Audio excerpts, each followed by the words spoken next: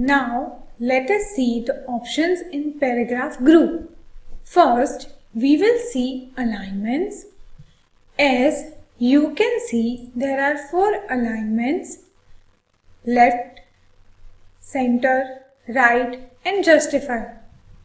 Left will make the text align to the left margin. Center will align text in the center from both margins. Right will align text towards right margin, and justify will align the text on equal distance from both margins and leaving more spacing between the words to do that. Also, from the align text option, we can change the vertical alignment for the text, that is top, middle and bottom. We can also change the spacing between 2 lines from this option.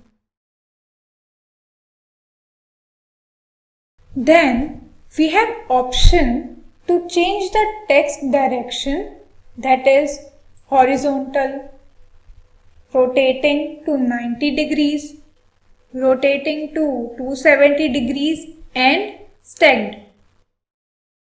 What else we can do is make text appear in a column format like how we see in newspaper and magazines. Default is always 1 column. You can change and make it to 2 or 3 columns. We can also create lists in our presentation. Lists can be of 2 types, bullets and number. So, if you want existing text to look like list, then simply select the text, then go to either bullet or numbering drop down. Select the symbol or number that you like from list point, and the selected text will be transformed into list item. When you press enter, a new point or item will be added into a list. If you want existing text like this to be in the list, then simply use buttons like delete or backspace to get text next to the list point. We can also create a multi-level list, which means list within a list. For example, let me add new slide and add a list.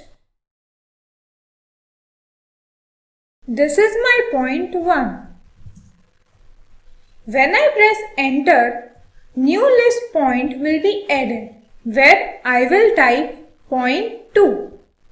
Now let's say my point 2 has a sublist. So for that, we will press increase list level icon and it would add a sublist below it.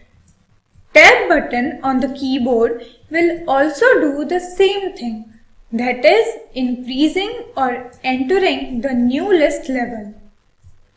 If you want to come out of the sublist, you can click on decrease list level icon. The drawing group of the Home tab has options that can be accessed or used from tabs like Insert and Design. From here, we can add different shapes and arrange them, which we will learn with Insert tab. We can also change style or design of the slide from this group by quick Style button.